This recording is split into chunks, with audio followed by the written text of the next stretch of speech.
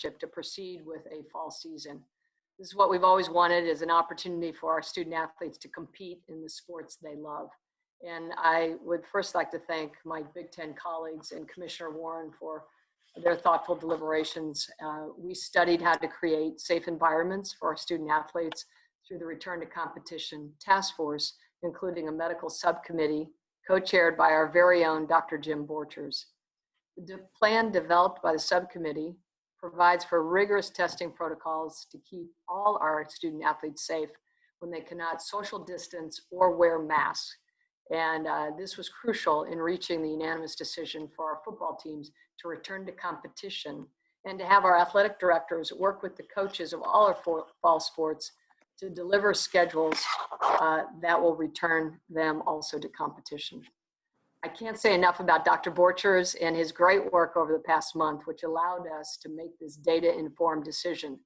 His subcommittee was thorough and always held the guiding principle of what is best for the health, wellness, and safety of our student athletes.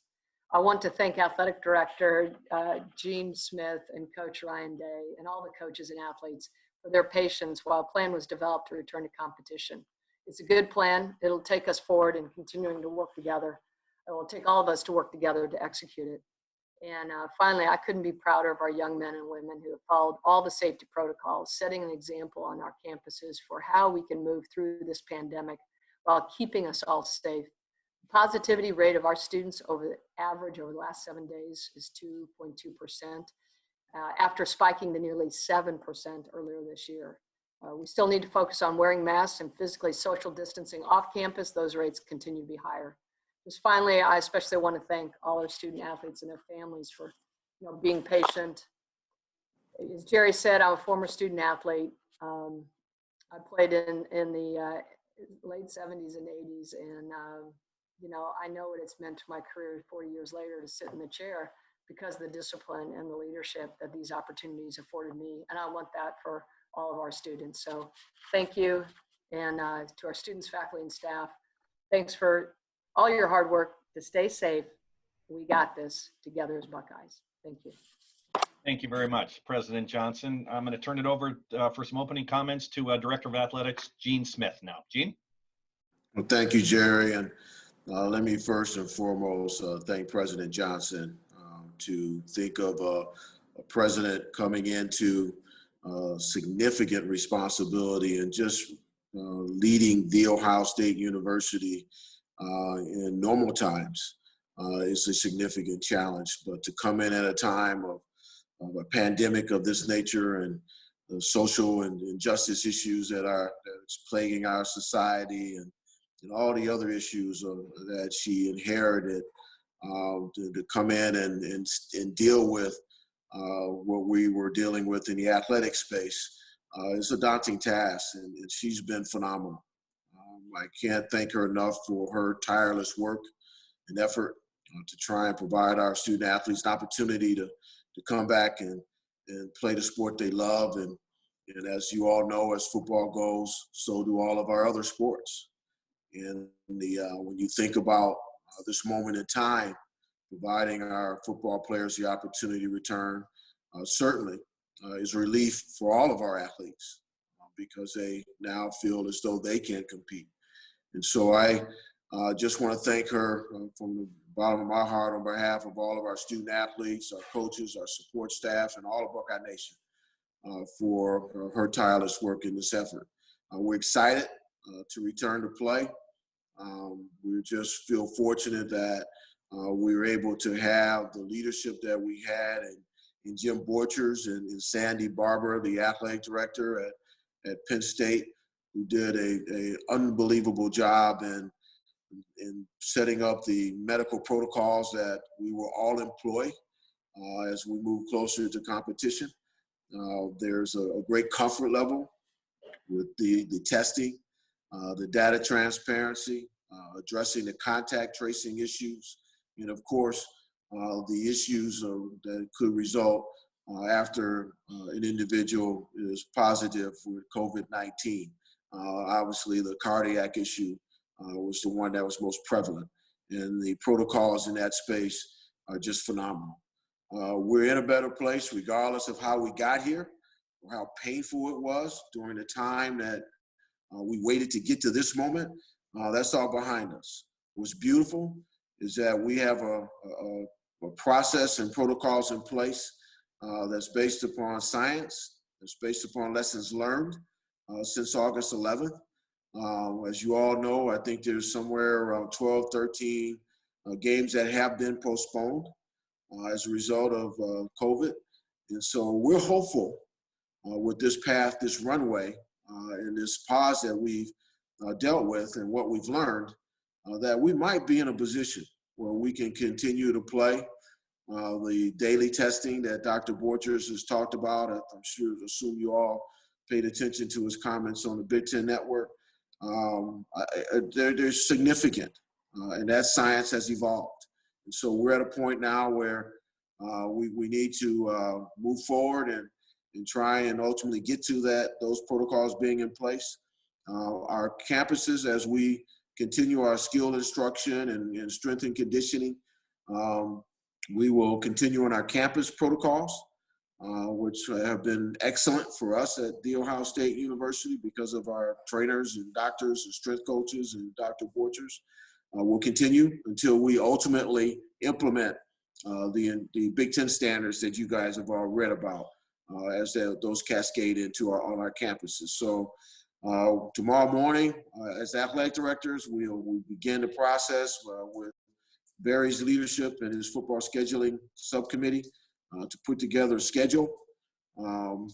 8 regular season games is our objective, with a 9th championship week game on the 19th, 18th, 19th of December. We're looking at a new model where one will play one from the East and the West as we have traditionally done.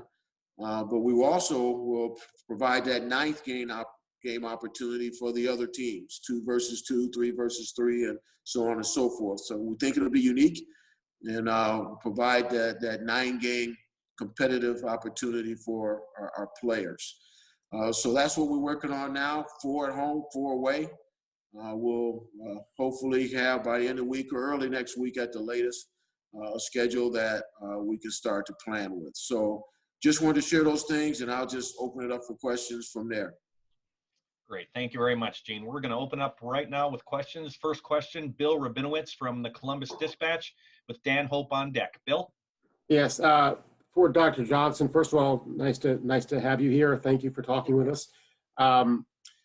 What was this process like for you to walk in as an incoming president, not just with COVID, but with this pressing issue, and you know how important football is to Ohio State and people here in Columbus and Ohio? What was that process like, and having to make that vote right away?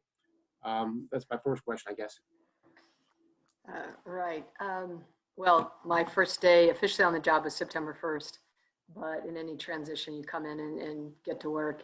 I think there's a great link between the processes and procedures we put in place in order to keep all our students safe and healthy, our students, faculty, and staff, and what we did in collaboration with Coach Ryan and our athletic director, Gene Smith. And that is, one of the guiding principles, always put the safety of the students first.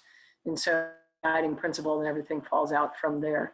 So one of the things that we did pretty quickly, early in August, is we increased the number of tests. So we've done 61,000 tests to date. We're on a cadence of about 20,000 a week. So that really informed the ability to understand how our athletic programs were really working hard to keep their student athletes safe. So I could understand that from having 30,000 students come back, 20,000 off campus, 10,000 on campus, to the smaller group that was being so beautifully executed in the athletic department. So there are learnings from both. And so it really was quite helpful to be able to learn from what the athletes and the coaches were doing and what we were doing at campus-wide. Thank you. Next up is Dan Hope with 11 Warriors with Kyle Rowland on deck. Dan? Thanks, Jerry. Gene, I wanted to ask you, obviously you've been on the college football playoff committee and you know how that works. And, a lot of people want to know, what Ohio State's chances are going to be, for competing for a national championship. how much does it worry you if there's kind of not a lot of margin for error here in terms of, the season starting later and shorter and not really much of a window to reschedule games? Well, that's a great question. We're fortunate. As you shared, I was on the committee. Obviously, Barry Alvarez was on the committee, the first committee, and Gary Barter, the athletic director at Iowa, is currently on the committee. So we had some decent intel as we went through this process. So I'm really not as concerned. I feel confident that if every school embraces the protocols, and if every school can, frankly, with all due respect, do what our student athletes have done, our football team has done, we should get to a point where we have a chance to have a clean, competitive field each Saturday. I think it's assumed by the committee and others that we may not have consistency in the number of games that a particular league will play. You might have some that have 8, some might have 9, somebody might only have 7, who knows? But I think that they understand that, and they will develop criteria that will pay attention, I would assume, to first and foremost championships, and then overall win-loss record. And I think this year may be a little bit more of trying to identify which team frankly has the best look about it, so to speak. I hate to say that, but I think that that's going to be something that's going to have to enter into it. Thanks, Gene. Next up, Kyle Rowland from the Toledo Blade with Nathan Baird on deck. Kyle? I don't really know. Whoever wants to answer this can, between Gene and Kristina. The decision to not allow fans at games, just what was the thought process there? And was that like a compromise at all amongst the yes and no's from the original vote? Well, I'll take a first part and then have Gene add. So part of the recommendations of the medical subcommittee was to limit the density of fans. And so that's a recommendation. If we continue to improve, have clean playing field, things develop in terms of our knowledge, there is a possibility that could be modified, but that would have to come back to the group, and we'd have to have really, again, data-informed scientific evidence that we can actually have fans and not cause an epidemic. Yeah, that's true. Were you done, boss? Okay. Yep. Yeah, I would just add on to that. Our primary objective obviously is get the game played, and I agree with the medical task force and their recommendation. Let's see how the games emerge over time. We understand that the operations of concessions, restrooms, and things of that nature are going to be challenging. We know the bowl, sitting in the bowl, won't be as challenging as the other operations. So let's mitigate the risk. Let's just make sure we got the games played and played in a safe way. Thank you. Thank you. Next up, Nathan Baird with Cleveland.com and Tim May on deck. Nathan? Yeah, thanks. For Gene, I guess just how does the potential return of football change your budgetary perspective for this fall? We saw that the budgetary projections compared to last year, but also Ohio State hadn't yet announced any reductions or cuts or anything. So how does this potential income change things, and what might that income be? Yeah, Nathan, we haven't done that work yet, and one of the reasons that, and I appreciate your persistence and that of others, this is a fluid year. So any numbers we give you now are going to change. So there was always a chance and a hope that we could play football again. And so having a chance to play football now, we'll start to get information from our television partners. So we have clarity on what our media rights revenue will be. We don't know that until we finish the schedule, and then we'll have some clarity around that. The NCAA Council is currently, I think, whatever. Is today the 16th, by the way? I'm sorry. Yes. Okay, so today, the NCAA Council is voting on basketball, women's and men's basketball, the start date. Will it be November 21? Will it be November 25th? Will it be 26 games? All those type of things are at play. So that helps us determine how many conference games or non-conference games we'll have and the revenue associated with it. So sure, there's no question, there's a budgetary impact. But to begin to provide numbers that changes significantly based upon these decisions, in my view, it's just not purposeful. At the end of the day, we will have more clarity when we have information from our television partners and when we have information on basketball. So I'm hopeful when we have those decisions, we'll be able to better give you an answer, Nathan, around the total impact as opposed to bits and pieces. I hope that helps.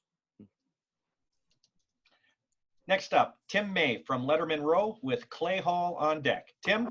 Yeah, one quickie for Gene Smith and one quickie for President Johnson. Gene, what's not been clear to me, at least from watching the Big Ten teleconference and now, is what will be the protocol set in place for when a game could be canceled during the course of a week? Could it be canceled as late as game day? What do you understand about the protocols there? Yeah, that's something, Tim, that we have to discuss is that exact timing. I think a lot of it will depend upon what our infectious disease officers that will be designated on each individual campus, along with her or his colleagues at the institution in collaboration with the Big Ten office. Will collaborate and make a decision. And as you saw in the medical protocols, there's the green, orange, red stoplight formula that will be a part of that. So we'll have to make a decision on the exact timing. Fortunately, as you know, we'll be testing every day. So we'll have information on the positivity rate of the team and its threat relative to providing a clean field. So at some point, we'll have to determine exactly what day and time we'll have to make those type of decisions. Great question.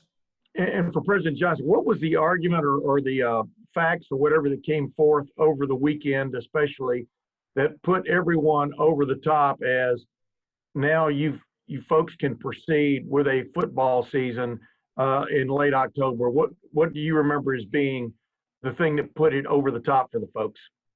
So I think what put it over the top, and it really is work over the last month, again, by the medical committee chaired by Dr. Borchers and Athletic Director Sandy Barber, is the following.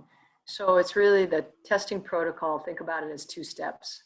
In the first step, you get rid of all the candidates that are clearly negative. Then you focus on confirming any of the individuals that have been tested to see if they're positive.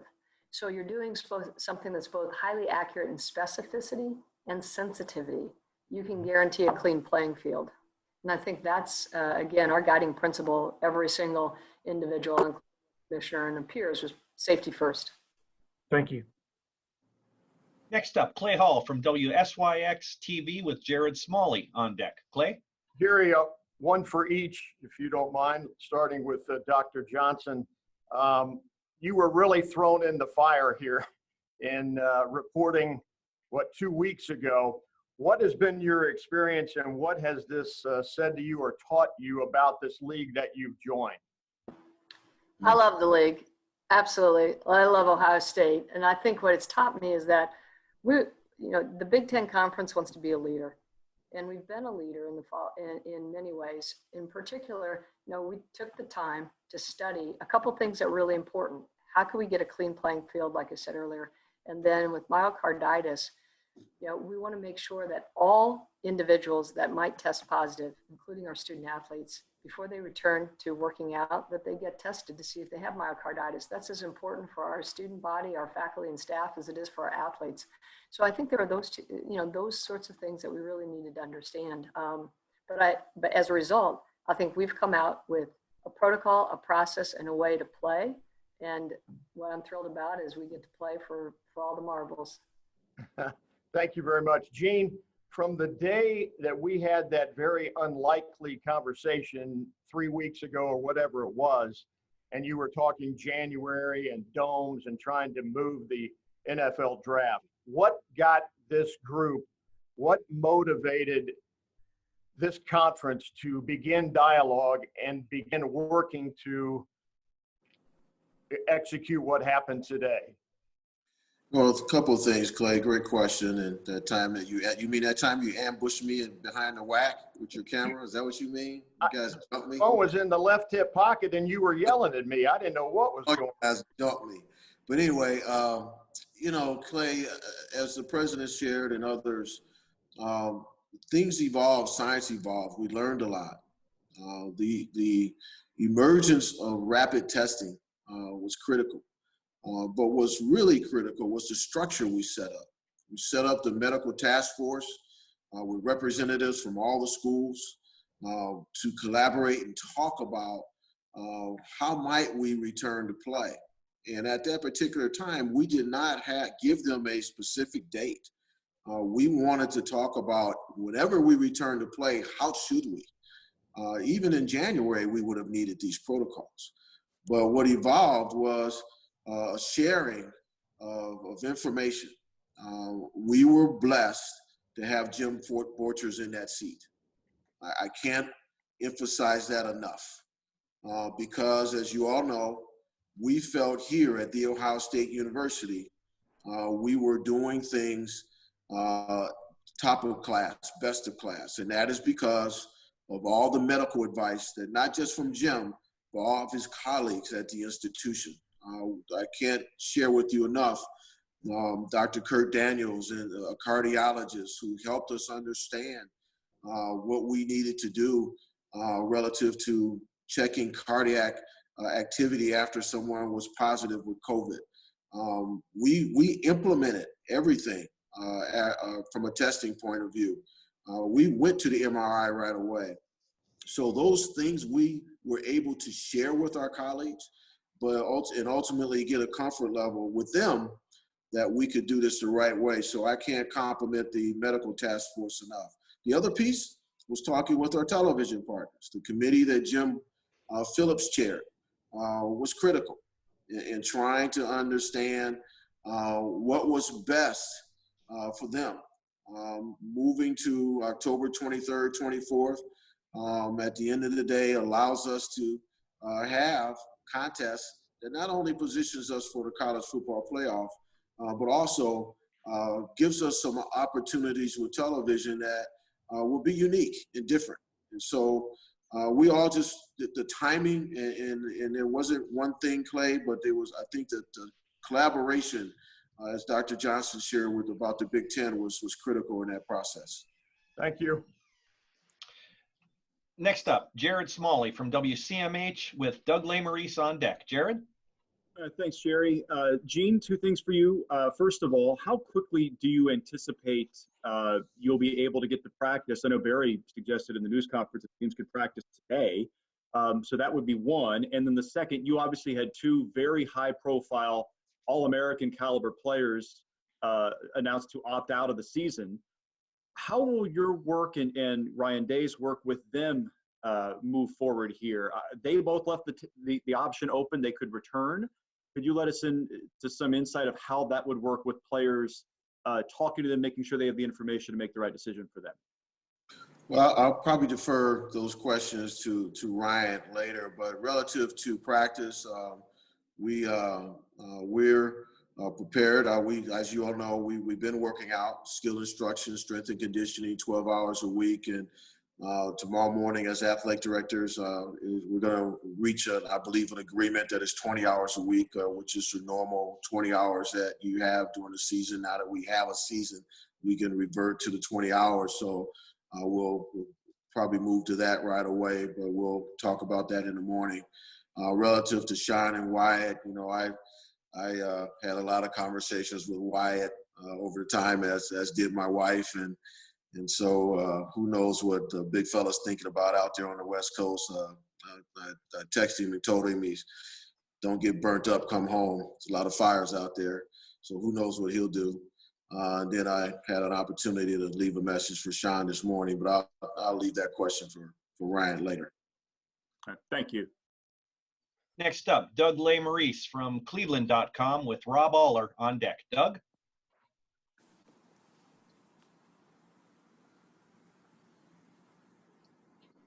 All right. Can you hear me now? Yes, we can. I apologize if this was covered at all before. I was finishing up on the Big Ten call, but obviously you're talking a lot about a clean field and how much the daily testing matters. And obviously you've made that clear how important that is. But I think everybody realizes probably there still are going to be Big Ten players who get this at some point this season. And we have seen reports from other conferences that a lot of players seem to be getting it. So I just want to make sure I understand, are you more comfortable than you were a month ago about what would happen to players who do get it? And I guess that's a myocarditis question, but anything else that might involve, has your thinking evolved on, because I don't think anybody believes you can be perfect in this. Are you just more comfortable with anybody, any player that gets it, because it probably will happen? And Kristina, maybe you could start with you and then Jean also. Sure. Yeah. So, you know, as you may know, my background is I'm an engineer and a scientist.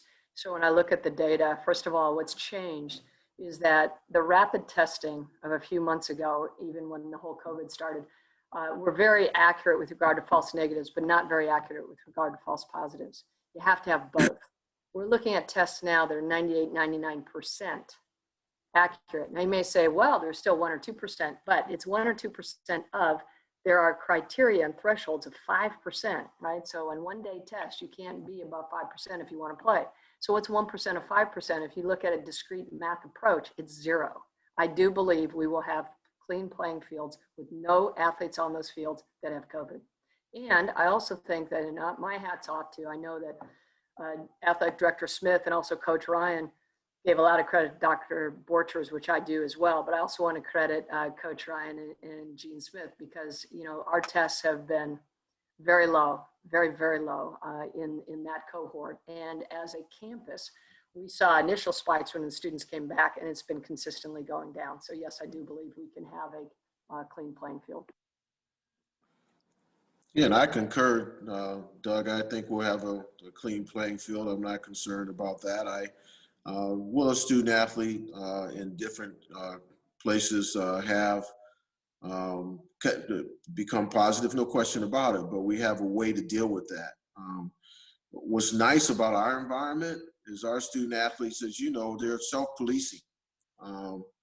They have created a bubble for themselves. And so I'm highly confident that our team will continue to do what they've been doing, and we'll work through that. But I'm hopeful that all the teams in our league can minimize the number of positives that they have. And hey, by the way, Wyatt Davis calling, so I excuse me, I'll be right back. So Doug, if I could just say one more thing, you mentioned if someone does test positive, there is a protocol within our protocols about when they can return, when they need to get tested for myocarditis, and if an athlete who gets COVID then does express myocarditis, then they're out for the season. So I think those sorts of things, the detail of the work that was done over the last month really gave comfort to myself and my peers because number one, and this was said to start every single meeting, we care about the safety and the well-being of our student athletes. So it's a great question. And it's one that we really spend a lot of time going over. So thank you for that. And I want to thank everyone here. I need to depart for another meeting, but I really appreciate the opportunity to participate. And again, a great day for the Buckeye Nation. Thank you. And before you leave, President Johnson, again, I think all the media here will thank you as well. I mean, I know this team of people, and they want to cover Ohio State and Big Ten football. So I know I speak for all of them, and thank you for your hard work. Well, that and all our sports, of course, but thank you very much, and be well, and thanks for your leadership. Bye now. Thank you, Coach John, or thank you, President Johnson. Moving on, next up is Rob Aller from the Columbus Dispatch with Patrick Murphy on deck. Rob?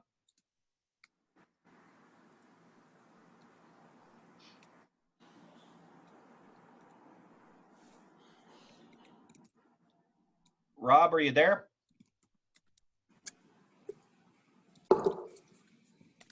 All right, we'll move over to Patrick Murphy with 24/7 Sports. Patrick? Hey, Gene. Obviously, communication with Ryan and the team has been critical during this. How was the conversation when you were able to tell them that football played, and what do you think needs to happen for ramping up? I know you touched on that a little bit, but what's the conversation been like with him? Well, I was with Ryan this morning when he set up a Zoom call with the players and coaches and support staff, and I'll let him kind of share their feelings, but they were related. President Johnson actually made the announcement. We invited her to be a part of it because of the great work that she did, and so she did that, and it was great. And so they applauded her, like physically applauded her. So it was really good. So they're excited, and I'll when you get to Ryan, I'm sure he'll share a little bit more about that. Alrighty, I am going to bring in Coach Day to the call. I was a little unsure of his schedule if we'd be able to have him on, but he's been able to join the call. So at this time, I'm going to ask Coach Day just to open up with just some general statements or comments, and then we'll jump into just a few more questions for both gentlemen. Coach, I'll turn the floor over to you. Thanks, Jerry. Yeah, just a few things. I just, very, very excited for our players, and we're in such a stronger place today than like Gene said on August 11th. And the three things: the data-driven approach, the testing, and then the cardiac protocol is really, excellent. And I'm excited for the players because they never lost faith, they never lost trust. Their behavior through this time has been excellent, and they never stopped fighting. And it was during a time that was very, very uncertain. It's not easy for 19, 20, 20-year-olds, young men to go through this, and they did. And the culture was never more evident, and couldn't be prouder of them. And now they get the opportunity that they asked for, which was to safely compete for a championship and get back into the CFP picture, which so many of them, after they left the fields last year against Clemson, really, really wanted.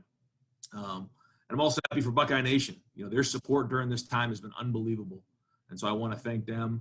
And then also just a few more thank yous before we move on. First off, throughout the conference, to see the president's work, to see the athletic directors, Commissioner Warren, during this time come through with these protocols and allow us to, the opportunity to play here starting on October 24th has been amazing. And then, locally, Gene Smith and President Johnson, their leadership during this time of uncertainty has been excellent. It's not easy. It's easy to lead when things are going well. It's not as easy when things are going hard and there's uncertainty. And their leadership has been strong and something that I've learned from. And then Dr. Borchers, who's just, had him and his subcommittee did a great job during this time of putting this together and, again, allowing our athletes an opportunity to play safely. So, looking forward to get back to work, to do things that we love, coach football, play football, and I know our guys are really, really excited as well. Thank you very much, Coach. All right, we don't have a lot of time, folks, but I'll try to get to a few of you here. We'll lead off with Joey Kaufman from the Columbus Dispatch with Bill Landis on deck. Joey? This is for Gene, but Gene, their players and parents for the last month have been pretty vocal about their desire to play. Justin Fields started the petition to play. Parents came out with demonstrations as well. Had there not been that type of reaction where clearly this team wanted to play, how much harder would have it made things? And did that give the conference and you guys maybe a sense of urgency to get a season back together? I think we were obviously paying attention to the voices of the people we serve. We always do. But I think at the end of the day, we were laser focused, Joey. I can't tell you enough. Ryan has watched it. We were laser focused working with that medical task force. We were driven to make sure we address the concerns of our presidents. This is a shared governance system. 14 different presidents in different environments. Our footprint covers 11 states, and the challenges in those individual states are diverse. Iowa is having significant challenges with the positivity rate among its population.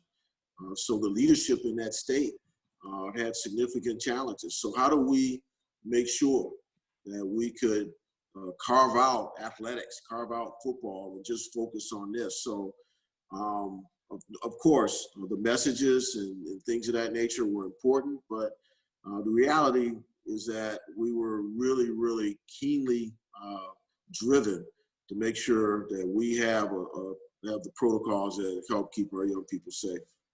And just one quick clarification on the protocols. The conference said it was going to provide financial assistance for the daily antigen testing. Is there a specific provider that's coming from, or who's providing the tests, I guess?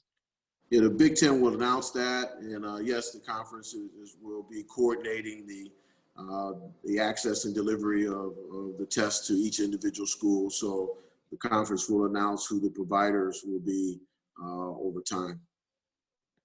Thank you. Next up, Bill Landis from The Athletic with Austin Ward on deck. Bill? Thanks, Jerry. Ryan, I guess I'll follow up on Jared's question earlier for you. What is the situation with Wyatt and Sean? Do you have any indication of if they're able to come back if they wanted to, if they want to? And then I guess just the impact of that on your roster either way. I know you talked about this one time being a once-in-a-lifetime team. I'm sure you still feel that way, but those are two pretty big losses for you guys if they were to go declare for the draft and stay out. Yeah, in communication with both of those guys and their families, they wanted to play. At the time, the information that they had, we weren't playing a season. Now it's changed. And I think this is a very, very unique time in our country's history and certainly in college football. So if they want to play, I believe 1,000% they should be allowed the opportunity to play. Now, this all just came out fast. It's happening and moving quickly.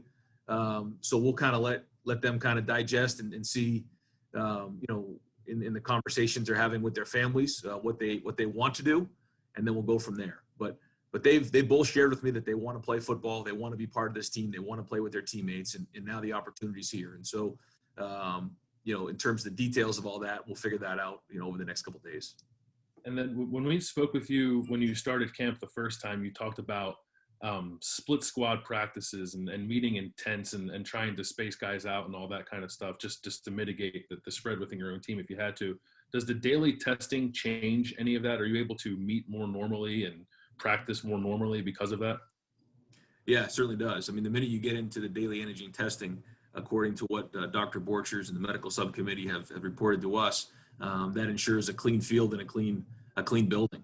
So it certainly allows us more flexibility. We'll certainly still continue to be smart and social distance and use our masks and things like that, but it is a game changer. Next up, Austin Ward with Letterman Row and Dave Biddle on deck. Austin?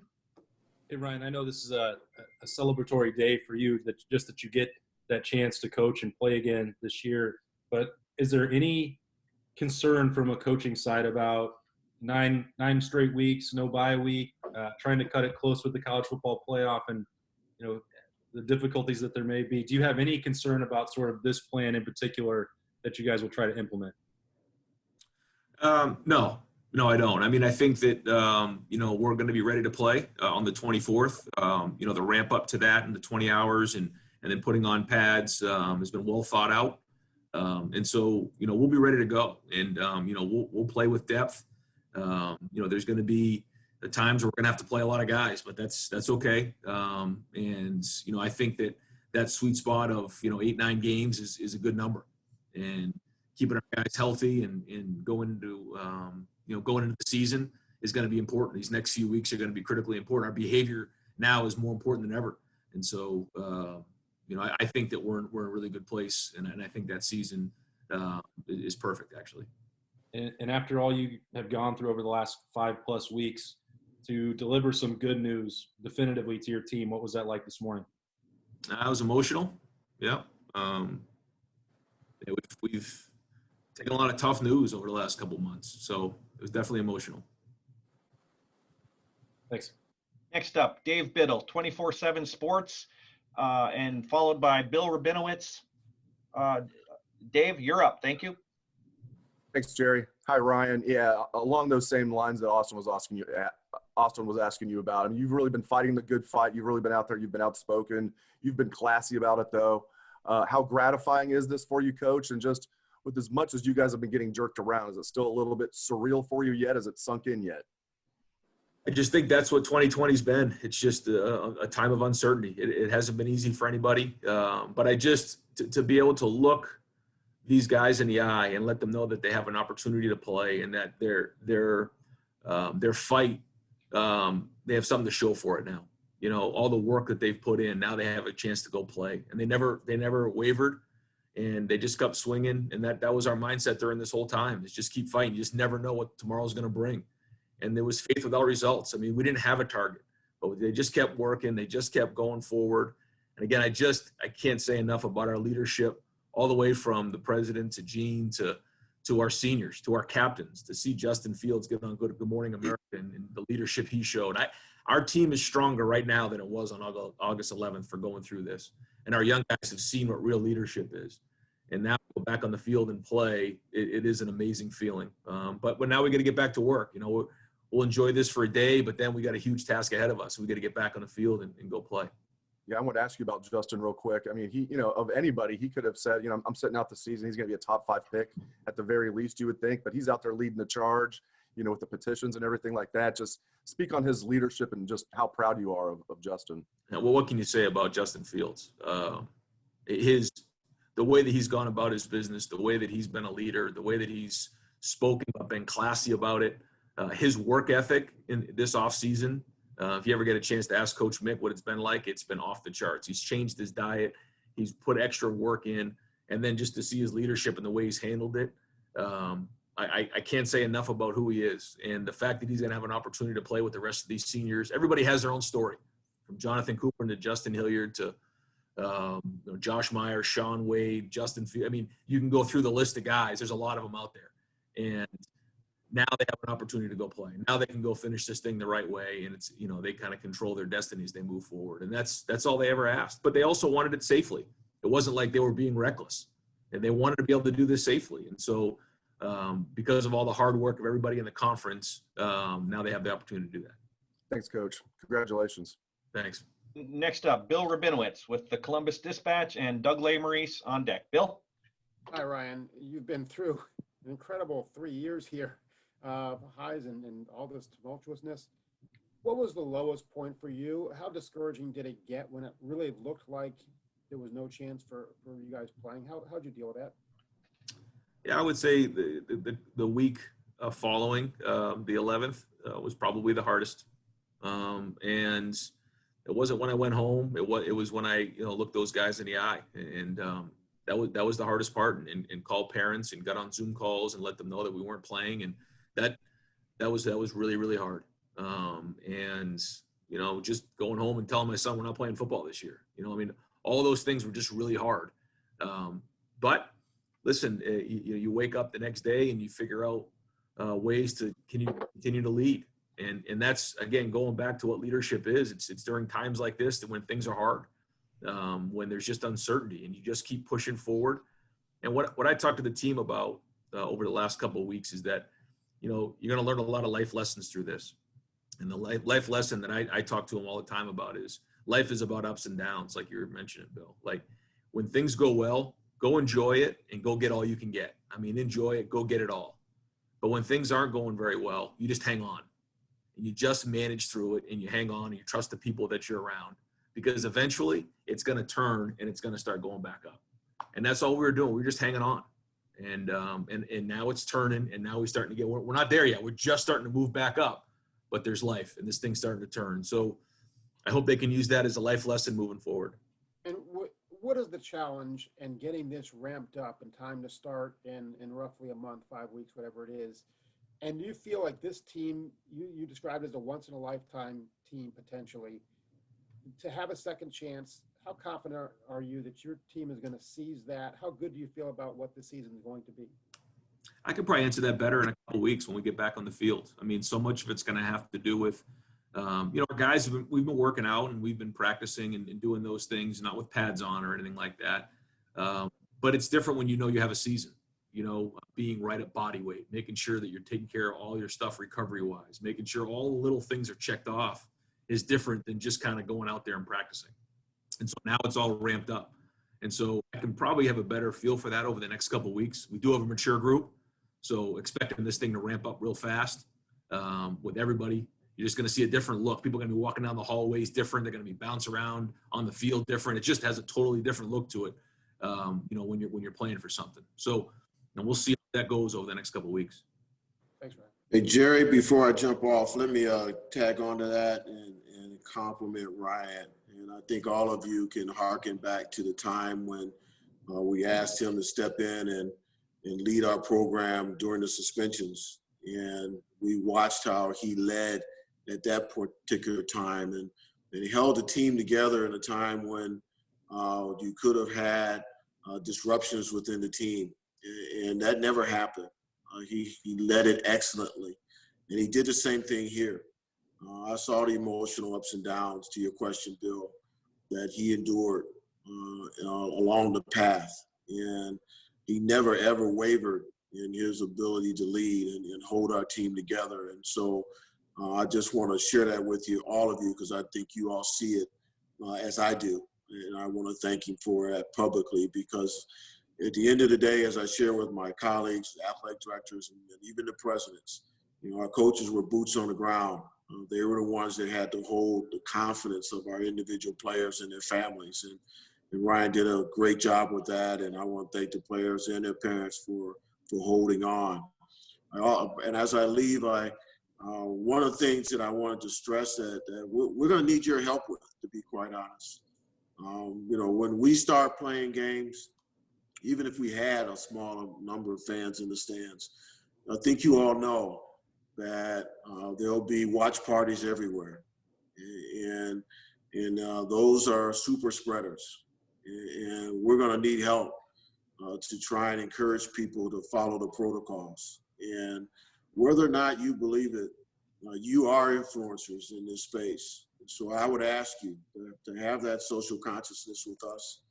Use your platform to try and encourage people to tailgate and wherever they are in their large gatherings, watching games and all that excitement, to do it responsibly. We're going to need your help. And so if you can help us with that, I want to give a shout out to the IFC, the Interfraternity Council presidents. The Greek system, they have embraced the idea of trying to do that. And thankful that they as a group have come forward to help. So anyway, got to go. Thanks everyone. Appreciate it. And thank you, Ryan. And thank you, Jerry. Great. Thank you very much, Gene. And we're going to wrap this up with one final question from Doug Lesmerises from Cleveland.com for Coach. Doug?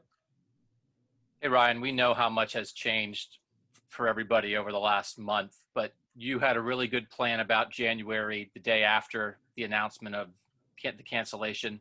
When did you really begin to believe that October was possible? And when did it sort of become a focus for you that it felt like, hey, this is the thing that we really would prefer now?